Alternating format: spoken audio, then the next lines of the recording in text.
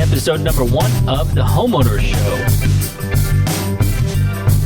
Whether you're DIY or looking to hire, we're here to help you find the best information and options for you and your home. My name is Kevin Hackett, and here with me is my friend Craig Williams. I am here, as always. Well, it will be always. Will be always, yes. Yeah. Maybe forever, but hopefully, forever would be good. Yeah, forever sounds good. Yeah, so this is a new show. I think we're both really excited about it. I'm super excited. Yeah, so we're both homeowners. Yeah, I think we've both done. I think we've had several conversations about some crazy home improvement stuff that we've done. Some projects that we've taken on. Yeah, and even some crazy people that we've hired. And unfortunately for you, you've actually hired me for some of that stuff in the past. Yeah, I have. How about that? Yeah, the warranty was very, very short, though. Yeah, I'm going to be looking into that soon, actually. some recourse out there, right? Yeah. Yeah. So no, we wanted to. This is episode 1, and what we wanted to talk about was why we're doing this show. It's we want to let everybody know why we're here. So, why for you? Why was this an interesting show?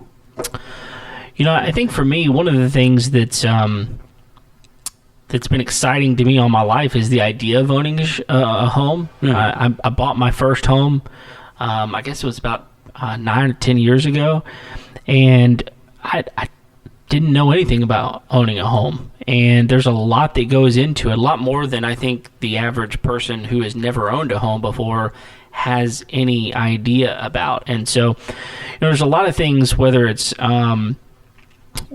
things that I need to fix because it broke, or things that I just want to improve in general.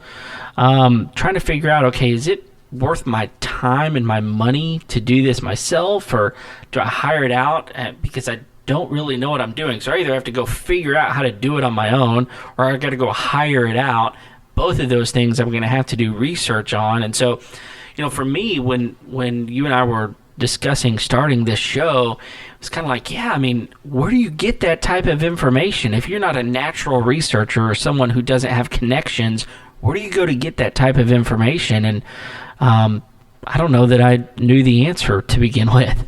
Right, and then if you don't have that natural network built in, it's really difficult to even feel like you can jump off into those kinds of projects. Yeah, absolutely. What about you? What kind of, you're the one that actually pitched this idea to me to begin with. So what was some of your driving force behind that?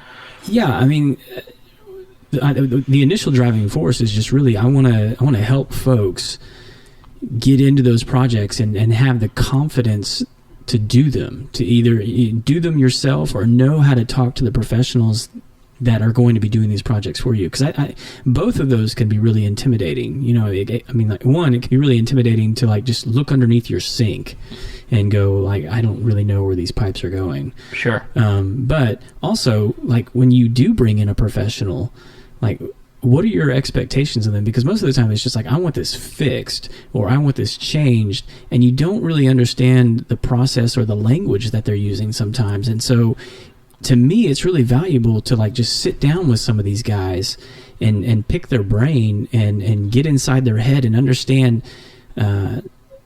how and why they're going to approach the jobs the way that they're going to approach them.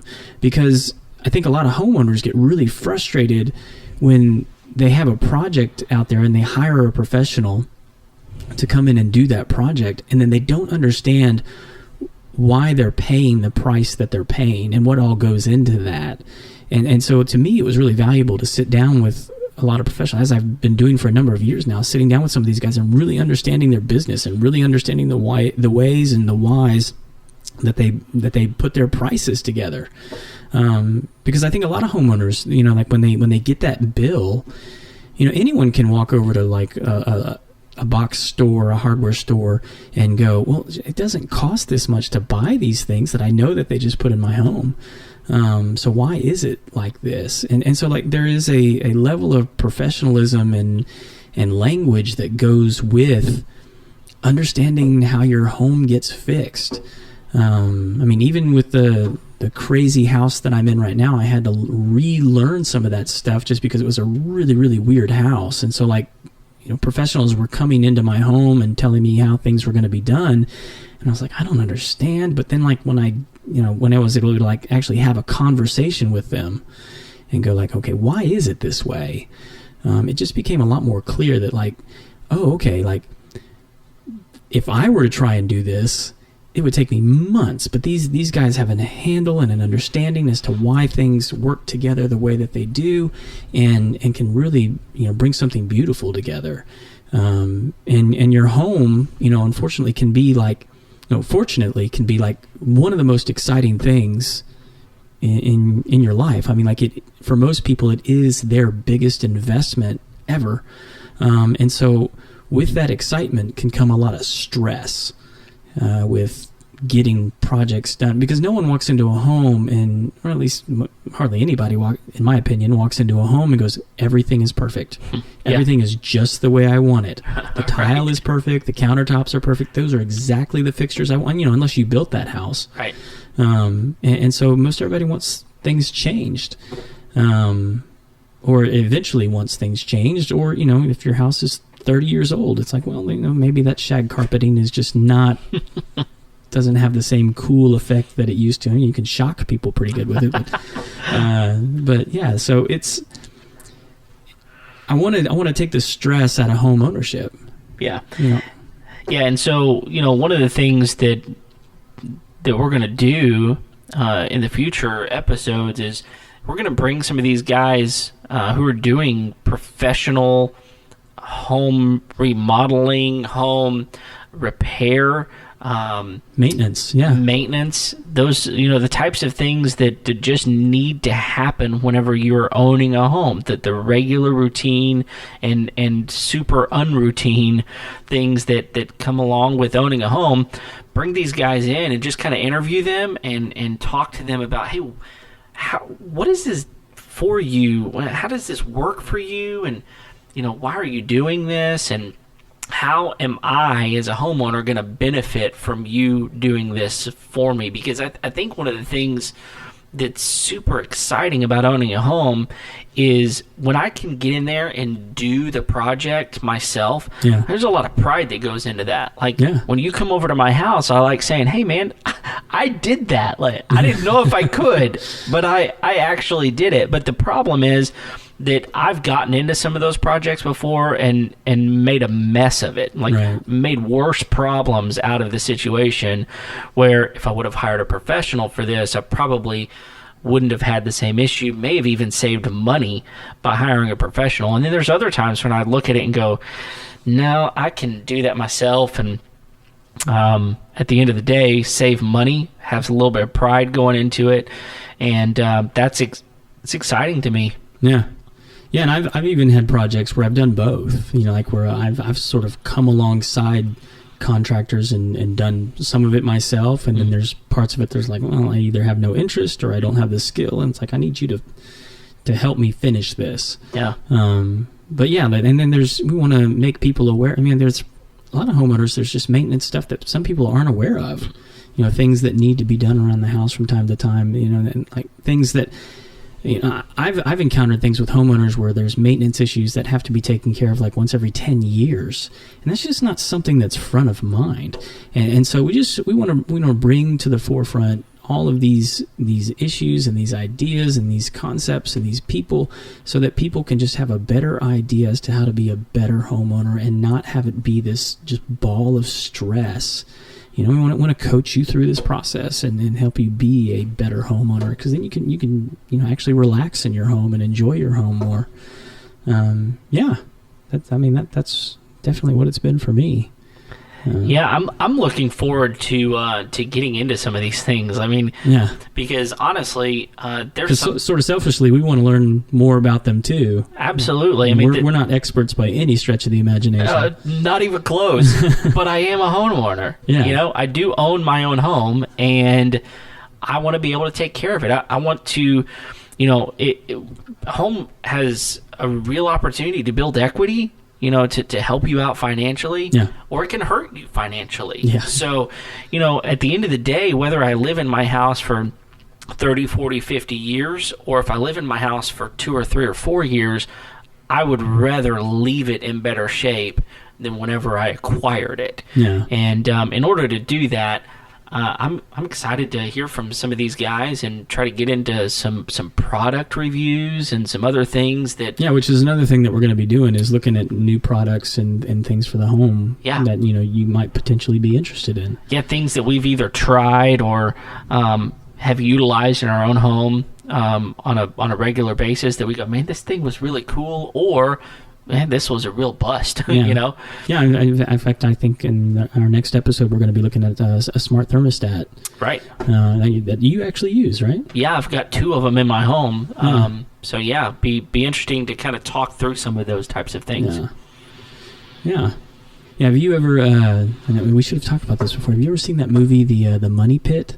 I have seen The Money Pit. It's pretty old. I mean, like a lot of people probably haven't seen it. It's a great Tom Hanks film. It's hysterical. Oh my gosh! But like, I actually think before anybody buys a home, I mean, that should be like required watching. The mortgage lenders should actually require you to watch that before you watch this hour-and-a-half movie before you sign on the dotted line. I mean, like, this could be your reality. What a ridiculous and awesome thing! If I had a title company, that's what I would do. And I think you should do pop some popcorn, a couple of sodas. You guys are going to watch this, and then we're going to go in the room and sign. If you're still here, realtors would hate me. Oh man, yes they would. Speaking of, how do you deal with realtors? Oh yeah, we're going to bring those guys in too. Absolutely. Yeah, and we want to hear from you guys as well. I mean, like, if you guys have a topic that you're curious about, or that you're wondering about, or you're struggling with, we send that to us. You can reach us at info@homeownershow.com. That's also where you can find us, is at www.homeownershow.com. You can find us on Facebook, Instagram, YouTube. We're going to have videos and all kinds of stuff up for you guys. We'd love for you guys to stop in there and say hi. And we can you can check in with us there and see what's going on with the show, and we'll have extra stuff on there as well. So that should be a good way. But yeah, so if you have a question, if we have the right expert in the room, or if like we feel like we can address it, we'll answer those questions on air. And get you guys taken care of. Or if you just have an idea for a show or a professional that you think is worth talking to, we want to interview the best guys in their field. It'll really give us an opportunity. So Craig, you and I live in the Houston area, right? And so, we got a pretty wide pool of people and resources in this area to pull from, right? It'll give us an opportunity to interview some of these people that are doing it professionally and doing it well. We recognize that you may be listening to this somewhere besides the Houston area. Right, so we may struggle with things like basements. Yeah, absolutely. Tornado shelters. Yeah, I mean, I've been in a few. Yeah. Well, where I grew up... I took a tour once. It was short. Well, they were necessary where I grew up. If you didn't have a tornado shelter, you were... you're in bad shape, potentially. But we deal with hurricanes. Hurricanes, yeah. So, we just, a little over a year ago, Harvey hit down here, and, man, it's just... Right, we learned a lot about home demo work and sheetrock and water damage and mold damage, and we learned a lot. Hey, you want to talk about stress? Yeah, I mean that's a super stressful type of thing. Whenever you have a tragedy hit, and hopefully you'll never deal with that if you're listening right now. Hopefully you never deal with it, but when you do, and how do you not just throw your hands up and just say I'm out of my league? Well, right, and like I think you and I both have friends in like the insurance business. I mean, like, and having the right kind of insurance for your home, I mean, is crucial. And so, like, we want to bring those guys in too and talk about, like, what does it actually cost to have these kinds of plans in place to protect you? And, is it worth having fire insurance? Is it worth having flood insurance? And, a lot of those are very nuanced questions depending on where you live. But we want to bring these guys in and talk about, like, what's the benefit? Why would I have these kinds of things? Yeah. Because they're not always required. No. In fact, I live in an area specifically that does not require flood insurance, but I have to figure out, is that something that I want? Is that something that I need? It's a huge expense. Sure. Yeah. But the alternative is pretty negative, right? So how do I justify this versus that? And I'm looking. I guess that is one of the things I'm really looking forward to, is having someone who can look at me and say, Kevin, you have got to think differently about the way you're owning your home. You've got to think about these sorts of things, and make me just kind of turn a light bulb on in my head and go, you're right. I never thought about that, you know. And codes are a big deal. I don't know about like codes and permitting and things like that. Like, I have no clue about those sorts of things. And I know those are things you have to think about whenever you own a home on some level. Like, I can't just go to Home Depot and just pull anything out and expect that one day when I sell my home, someone, the inspector is going to come by and look at it and go, man, you nailed it on that one.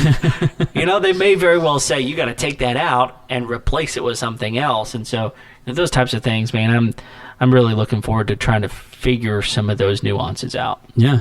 Yeah. Well, and like you say, typically when you have an inspector come in, you're either buying or selling, and those processes can be vastly different than owning.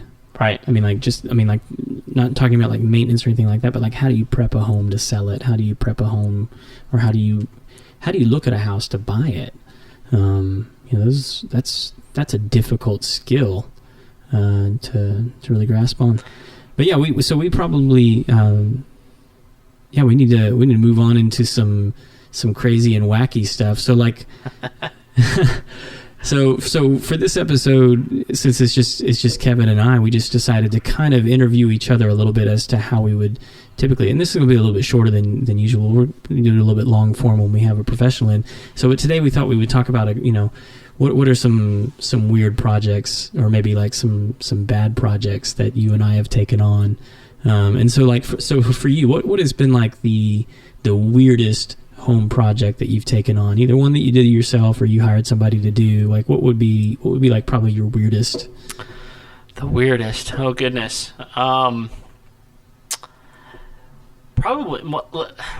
So when you say weird, is weird too hard? No, weird. Because weird can go a number of ways. Like, weird what's can the go nightmare project that you took on? Okay, well, one that was just super frustrating because it happened over and over and over at a home that I owned previously was we had a situation where we had a garbage disposal in our kitchen, and it kept backing up, and it was really odd because it would back up into the sink. And so, that's the most logical thing for it to do.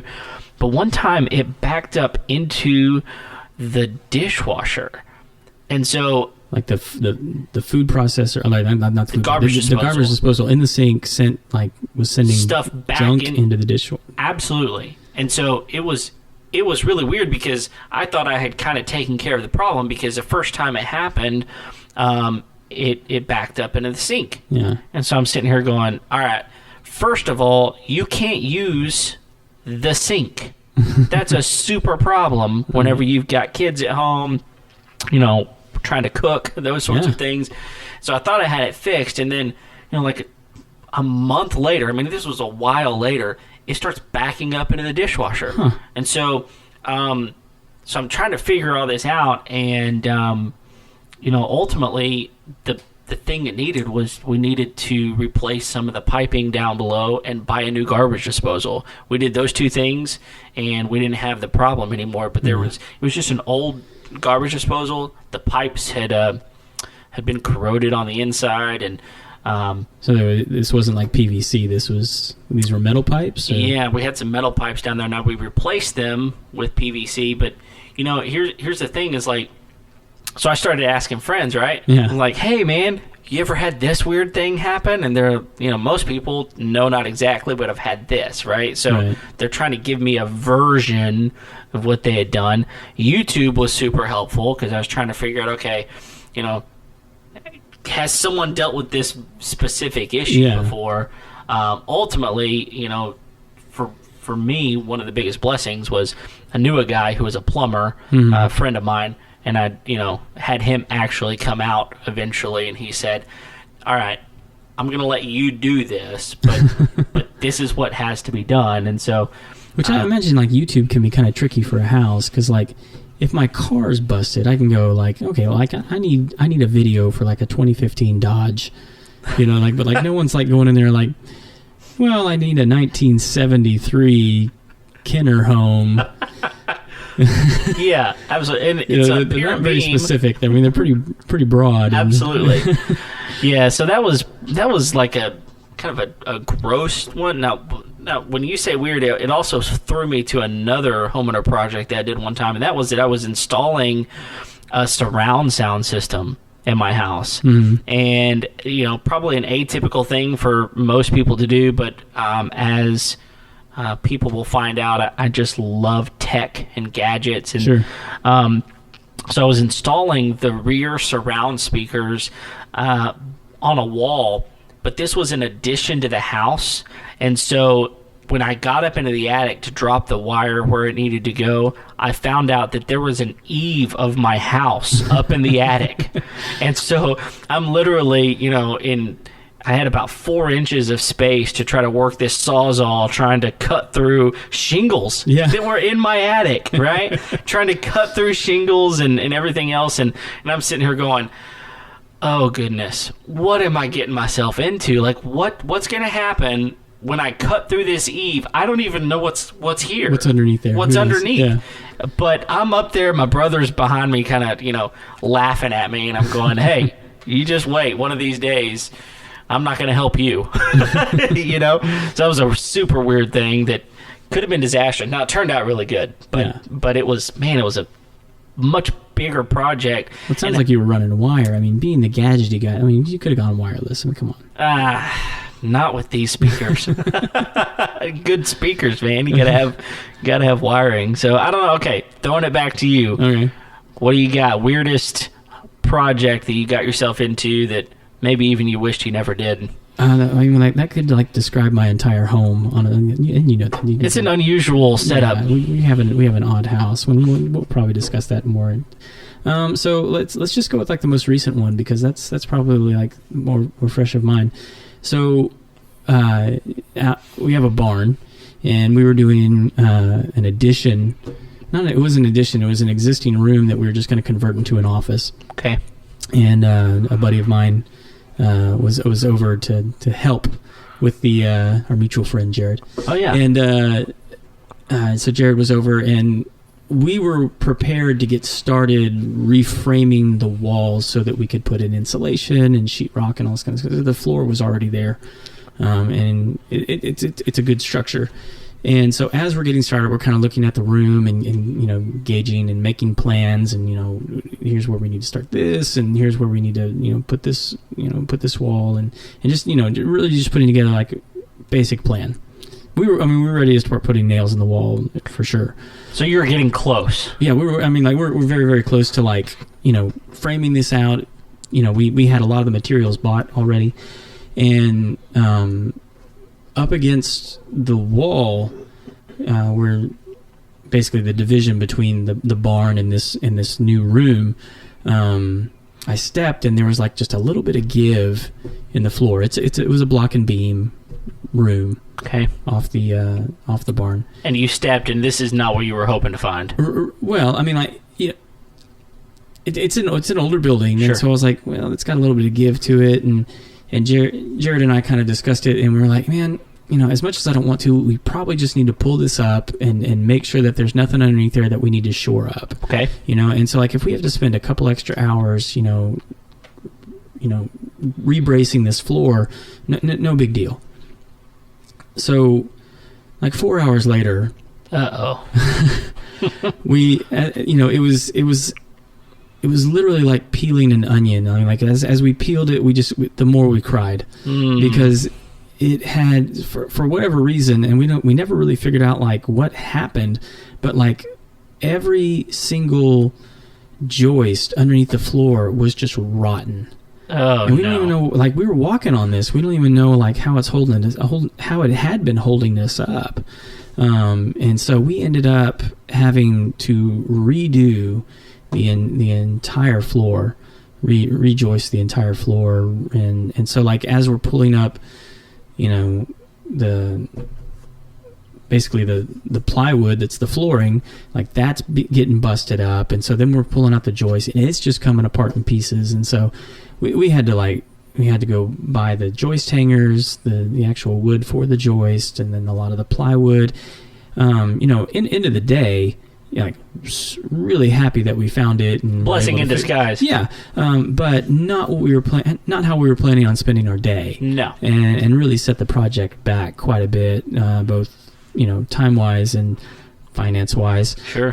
Because of parts and pieces I wasn't necessarily planning on buying. Yeah. But man, there's you know, as you've been over several times, you know that there's lots of special issues with my home. And so those of you out there with unique homes, and you know, you have a special place in my heart.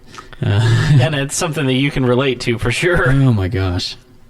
There's literally nothing normal about this. I love this house, by the way. I mean, like I wouldn't have bought it if I didn't like it. I mean, I like the uniqueness of it, but like it definitely came at a price.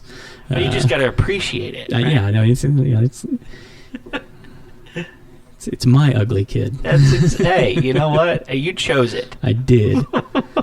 And I'm not regretting it at all. I can tell. It's more out of like spite than anything, but I'm gonna make it it beautiful. It's honestly, I'll just tell you, it is one of the neatest houses that I've ever been in. It's super unique. But I know that there's a lot of work that goes into it. So here's one for you. What is because we're both married. Yeah. You know, wife and kids. Yep. So what is probably the one thing about your house that your wife likes the least? Oh, one of the things my wife likes the least. Because this is a relatively new house for you, so she's probably like, you know, a little bit of honeymoon phase still with the house, but there's probably something that she's like, I really don't like that. Yeah, it is interesting because when we walked into this home the first time, I was sold pretty immediately on this house. She was not. Yeah. There were definitely some things about the house that she didn't love. It's an odd layout. Yeah, but I like odd houses, but I like the layout of it. Yeah, I think it's pretty neat. I do too. But it is unique for sure. Just the layout of the house. I think one of the things that she didn't like was there's quite a bit of separation between some of the rooms. Mm-hmm. We kind of have a front of our house and a back of our house, which I think a lot of people do. But so our house is right around 2,400 square feet. But it's all one story. Yeah. So because of that, it's a big footprint. It is a big footprint. And so we've got a room way off at the back and another room, you know, that's a living space in the back, and one that's in the front. And I think initially she kind of wished that some of that was more together. We had a larger living space, but so that was kind of initially she didn't really love. The other thing was we don't have a fence in our backyard, so we chose to buy this house, and it happened to be on a golf course, which I'll just tell you, huge upside for me was to have a golf course in my backyard. But it didn't have a fence, and not only did it not have a fence, it had to have a certain type of fence. Oh, the HOA requirements on the... Absolutely. Yeah. So it had to be, you know, a black wrought iron fence. It couldn't just be a regular wood fence. Mm-hmm. And so the cost of that was going to be astronomical. So it was kind of, you know, trying to figure out, we had a dog at the time. In fact, you wound up keeping my dog. We dog sat. Yeah, for like 3 months or more. I don't even want to think about how long it was. Anyway, but that's the thing is, like, you know, what do you do whenever you get into a house that doesn't have all of the things that your house previously had? Yeah. Trying to live with some of those nuances. So those were probably the two biggies for y'all. So for me, not y'all, me. So for y'all, I'm not though, your wife. no, you're not. For y'all, like we've already kind of alluded to, this house is very different. Right. It's got some acreage to it, some land. So what was? I mean, I could have cared less if there was a house on it. I just let me walk around. Right, give me some land, Yeah, right? I'll sleep underneath the tree. It's fine. Absolutely. So what was y'all's your wife's biggest thing about this house? Man, initially there was so many things. Well, I mean, several of them have been since addressed. I mean, so probably like the biggest one now. It may be a toss up between the master bath and then the upstairs ceiling. That's a big bugaboo for her. Bugaboo, that's a good word. You like that? Yeah, thanks. TM. It's mine forever. Yeah. No, she, so, one, it's just, I mean, like, it's a functional bathroom. It's fine. I mean, like, but she just wants something different. And I totally, I want something different too. We just haven't had the opportunity to get it done. Maybe we'll meet the right person in the course of doing the show to knock that project out. Yeah. Cause I'm not doing it. No. And I've done a bathroom and I feel like I did a pretty good job. But I don't have it in me right now. Yeah. To do another one. But the ceiling upstairs, I mean, like, that's definitely something I can't do. And our ceiling upstairs, it's weird. And like, I know we keep saying that about this house, but like so there's, I don't have an attic. Right. So the upstairs essentially looks kind of like a ski lodge, except for the ceiling, they put in acoustic paneling, like you would see in an office. Right. Almost like a drop ceiling type of like look. a drop ceiling, except it's not a drop ceiling. It No. goes right up to the roof. Right. And so like you can't even, like, if you go up, and some parts of the upstairs you can actually go up to the ceiling, and it's within reach if you're an adult. And like, if you push on those panels, like if you're in an office building, which, by the way, that's like one of my favorite episodes of The Office, is like when they actually go through the ceiling because Right. they think there's a fire. Yeah. So if you've ever seen that episode and you see them go up through the ceiling, you can't do that in my ceiling. Like, if you push on those tiles, they're not going anywhere because, there's nothing there except for insulation and The ceiling. decking. The roof. Yeah. So I don't even know if one broke, how we would change it out, honestly. And so we've had a couple of people come out and look at it and see, like, should we tear this out and put something new in? And almost everybody's told us, like, don't tear it out. Whatever you do, don't tear it out. For a couple of reasons. One, I mean, I think they're afraid that it's, like, somehow crucial to the structural integrity of the building. But kidding aside, whatever most people have told us, like, this is an extra layer of insulation that you have, that if you were to take it out, you would probably have a lot of energy loss. Interesting. To the home. So most everybody's just recommended putting an additional layer on top of that. And so we have some plans to make it look nice. But I mean, like, we have a long list of things before this is, like, finished. We've tackled quite a few, but I mean, like, it's like for everybody else, and it could be a really stressful thing, but it's been fun. Yeah. Just because we've had access to good information and good folks to help get us taken care of. Yeah, I think you hit on something there that just kind of jogged my memory about things that I love about owning a home. Yeah. Is like just the fun of getting into stuff that you've never done before. I guess it kind of goes along with that pride thing, feeling like, I did that. Yeah. But, setting out a vision for something and bringing it to completion, sometimes the time frame there is longer than you want it to be. Maybe it never happens, but and a lot of people's visions and dreams for their home revolve around, like, what do you want to have happen here? I mean, like, what do you want Christmases to look like? What do you want Thanksgiving to look like? I mean, is this the place where you want your kids to come home to? I mean, like, what kind of home do you want your kids to grow up in? Or or if you're just two folks married, or if you're just single, I mean, like, what do you want your home to be about? I mean, right. Like, Is it all about the like the multimedia room? Is it do you have like a an entertainment area, a bar area? If you want to shoot pool in your room, And I have a customer that has turned most of their living room into an arcade. He's a vintage arcade collector, and he's got the fireplace, and then he's got pinball machines, and what is that? It's not Pac-Man, but anyway, like Galaga. Yeah, I think it is Galaga actually. But that's his living room, and that's what he wants his. Nice. Yeah, so that's his home, and so. Whatever it is that you want to have happen, it's fun to dream about how your home can become that over time.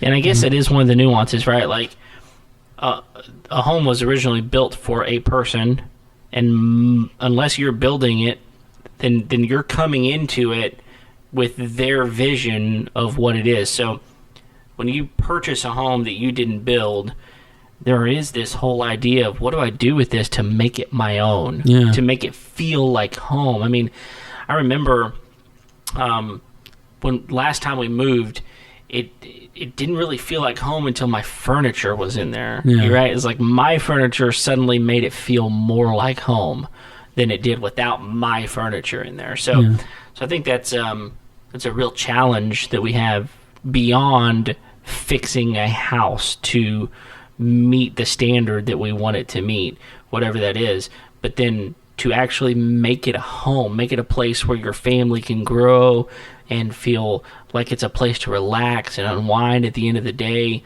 a place to be, right? Yeah. And I think one of the other things that we even talked about before was like, homes are even becoming pretty different for different folks, right? I mean, like we have like the whole tiny home movement going on, right? I think even tree houses are starting to become more of a normalized thing. Like, I live in a tree house. Sure. You can go on Airbnb and find all kinds of crazy. I mean, people are turning like old airplane fuselages into homes. Wow. And that's another one you can rent on Airbnb is old airplanes that you can go and stay in. I mean, it's crazy. I mean, like you can people are turning all kinds of different things into a home, and even in our area, we have some guys that we're planning on bringing in and talking to, like, tell us about these tiny homes. Tell them, like, why are people buying these things? What's the appeal? Right. And I think for some people, that's obvious. I mean, it's a simpler lifestyle. It's a smaller space to take care of. Some of them are extremely mobile. So there's all kinds of things. We want to get those guys in here and talk about them. Sure. But we're probably getting running to the end here, so we probably need to get to the final four. The final four. The final four. Yeah. So these are the four questions we're going to be asking guys when we bring them in to interview them. The same four questions we're going to be asking everybody every week. So do you wanna go first, or you want me to kick this off? Yeah, kick it off for us. All right. So, Kevin, sure. What is your must-have tool? And so I think with the way we talked about this, so you're heading out the door, you're going to do a job at somebody else's house. What's the one tool you're going to make sure is in the truck? Man, it's so tough because I've got too many tools, I feel like. But they all serve a purpose, right? That's what I tell my wife. Yeah. They all serve their purpose.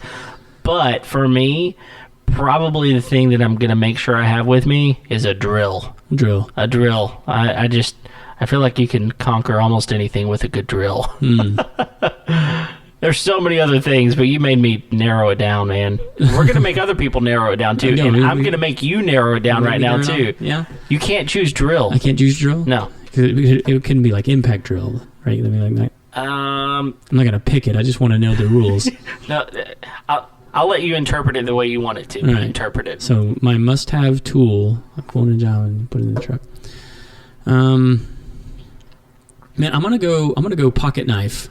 Oh, man, you just one-upped me on that. I'm gonna go pocket knife. Now, I'm not. I have a Swiss Army, but like that's not my favorite. I'm gonna go Deerhorn 3-blade. Okay. That thing has saved me on so many occasions, and the times when I haven't had it is when I've absolutely needed it. So, oh man, it's going to be in the pocket, in the truck, on the way to any job That's a good one. And it's going to be sharp. Well, it's got to be sharp. A dull knife is the worst. Yeah. That's absolutely the worst. Just a spoon at that point. That's right. What's next? All right.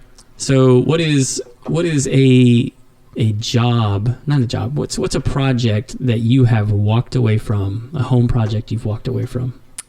A home project I've walked away from. Okay, this one was actually fairly recently.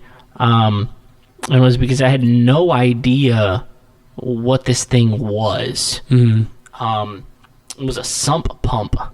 Okay, so I've got a sump pump in my house, and come to find out, in the Houston area, a lot of homes have a sump pump for one reason or the other, which is pretty flat here. Which right? for people who don't know, what's a sump pump? Exactly. That's the great place to start, because I didn't even know what one was. So what a sump pump does is when water gets into an area that it has no exit for, okay, a sump pump will basically suck the water up and exit it somewhere. Send it someplace else. Send it somewhere else. So, hopefully away from the house. That's right. So somewhat like a French drain might do, but the French drain would do it maybe with gravity per se. The sump pump actually uses power to exhale that water somewhere else. I don't think you can exhale water, but that's what it does. It shoves it somewhere else. And so last year, about this time, I mentioned Harvey earlier, Hurricane Harvey. It rained for like 5 days straight. And I've got this courtyard area of my house. It's kind of unusual, but it rains inside this courtyard, and so I've got a sump pump to make sure that it doesn't flood in the courtyard. And come to find out, I did not know. I just bought this house maybe 2 months before Harvey hit, and the sump pump had frozen up. I mean, it was completely seized up, and so it didn't work. So you can imagine I'm out there during rain coming down during the middle of Harvey trying to get water out of this courtyard. I actually literally started siphoning water out of there with water hoses. Because I was having stick like a bunch of straws together. Almost. I mean, I was. It was a feat trying to get water out of this place, so my house didn't flood. And I've got the tool right there, the sump pump, and it just didn't work. And so, it wasn't coming on. It wouldn't come on. It would actually attempt. I mean, you could hear it buzzing, but it wouldn't turn. And so, basically, it's got a propeller down at the bottom of this device, and that's how it sucks the water up. And so, I get into that thing, man. I pull it out. I try to figure out what's going on, but the problem is there's plumbing along with this pump, and I do not know plumbing. But I thought, this can't be that big of a project. It's a device. You plug it into the wall, hook it up to the plumbing. So I went and I bought a new sump pump, right? I'm going to fix this thing myself. And come to find out, I was going to have to redo all of the connections and the plumbing. I was going to have to redo it because the sump pump was slightly different. And I kind of threw my hands up at one point and went, I got to get over this. I got to be done. Yeah. So that's mine. What about you? So there was a tiling job one time that I was doing, and it was an odd one because I was doing a subway tile surround, and it was so for a shower, and the wall came up, but then in order for it to work, the shower had an angle for the ceiling because it was on the roof line. Oh, okay. And so I had to turn and started tiling up the wall. Okay. Almost behind yourself. Kind of like that, yeah. And so I kind of had to Spider-Man up the wall, and I was able to get the tile in okay, but for some reason I could not get the grout to work right. And I was just never happy with the way it was. Just in general. It's just the whole project. The tile looked great. couldn't get the grout right. And so I literally had to throw my hands up and walk away, and I had to call in a guy to come and finish that one for me, because it was like, this is ridiculous. I can't, and I'm not gonna have it be done poorly and then be frustrated with myself and just have an ugly grout job that's just gonna create mold and moisture issues, and I just wanted it done right. Right. So brought somebody in to finish that up, and I'd never been happier. Glad you did. Glad you did. Yeah. All right. So here's one. So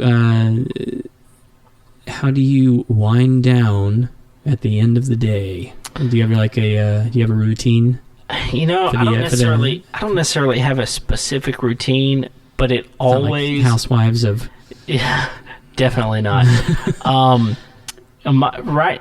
of my wife and I's favorite thing to do is to just, put the kids to bed and just go sit in the living room, turn the TV on, and not think for a while. And so, right now we are into the Arrowverse. You know about the Arrowverse with Green Arrow and Flash, Supergirl. You're going full nerd on me. Full nerd, okay, man. Yeah, okay. Like we're watching, and the other one is DC Legends of Tomorrow. They're like they interweave with each other a little bit, and so we were kind of going through this whole series. Yeah, and they're drug dealers. They're they're roping you into all the other shows. It's working, man. It's working. They got a good product, right? And whether it's that or something else, we like going through TV series. Yeah.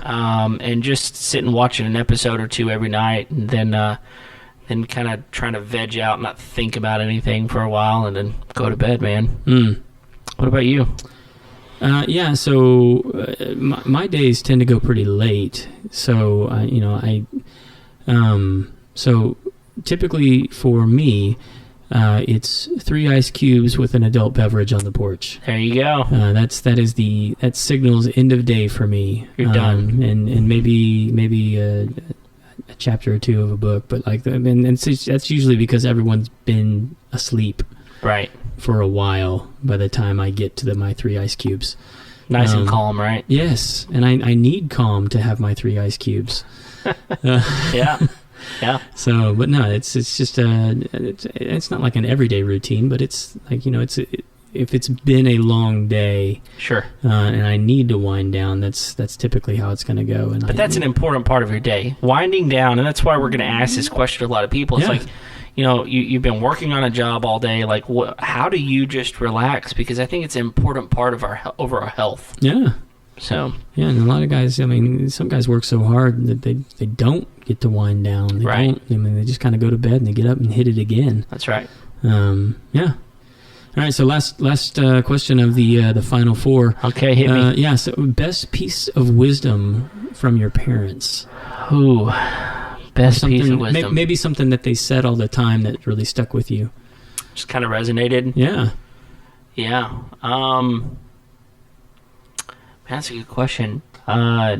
Makes me really kind of think. It's been a while since I've lived in my parents' house. That's a good thing. Yeah, it is. But I think one of the things, and maybe it wasn't necessarily something that they just said a lot, as much as it was just an overall atmosphere that they created for me, was an idea of living life with other people in mind, and so just kind of, you realize it was almost like you do not know you're not the only person in this universe, right? Like I think I kind of come off that way sometimes. I think where I'm the most. I get that from you a lot. Yeah, I'm the most important person in the room, right? And so I think for me it was kind of like this constant reminder of there are other people around, right? And so just thinking about others as well. So I think, I don't know, does that answer the question? If that's your answer, then yeah. That's the one I'm going with. So all right. That's all I got. What about you? So yours essentially is like Kevin. Earth does not rotate around Kevin. Is that? Yeah, I'm still trying to figure that out. To be honest. we're still in the testing phase of whether or not this is actually true. Absolutely. Okay, that's we'll fair. find out one day. Yeah. So mine. Gosh, the sad thing is like the one that really sticks out in my brain is the one that my dad always used to tell me, which is I later found out this was completely stolen, but I thought this was like my dad's when I was a little kid. But like, I brought you into this world, I can take you out and make another one just like you. Yeah. So like, so kind of in the same vein as you, that like, yeah, I can. This world would be okay without you. Yeah. And I can make another one. It's not that. No, honestly, one of the best things this was my dad when I was a kid. He always used to tell me the story of the crane and the crows. Okay, tell me the story. It's not like a really long story, but like it's essentially there was a crane sitting on a fence and 3 crows flew up and said, "Hey, crane, we're gonna go eat Farmer McGregor's corn." He's like, that's really cool. Enjoy. And the crow's like, no, you should come go with us. It's really, really good. And it's like, well, I'm a crane. I don't really eat corn. It's not really my thing. And they're like, no. It's a lot of fun. You'll really, really like it. I mean, like we go and we eat the corn and we laugh at Farmer McGregor because we get to eat his corn for free. And he's like, well, you guys are my friends. I'll go with you. And so they go. And they're in the cornfield, and Farmer McGregor sees them in the cornfield eating his corn. And so Farmer McGregor comes out with a shotgun and shoots the crane. And, so like obviously the moral of the story is like you are the company that you keep. Sure. And I didn't really realize this until I was later that's like such an important lesson for people later on in life, and I think a lot of people attribute like the famous saying about that to like I think it was Jim Rohn. It was like you are the sum total of the 5 people that you spend the most time with, and throughout my life, man, that has been so true. Either in observing other people and the people that they spend their time with, or the people that I end up spending the most time with, and I really am like I am the sum total of the 5 people in my life that I spend the most time with, that I invest, most of me with. So that's been an awesome lesson.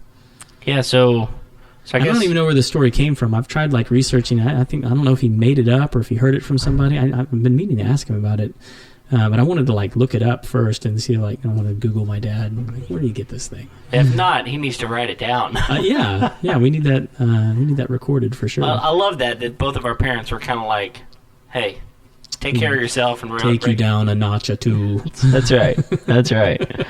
Well, man, this has been fun. Yeah, it's been fun, and I'm excited to see what's in store, down the line, and the types of people we're going to be able to bring on and help us out with some things about home ownership. Yeah, no, I'm really excited about it. So if this has been if this sounds like a show that's going to be helpful or interesting to you, we encourage you to hit that subscribe button, either through iTunes or any other outlet that you may listen to podcasts on.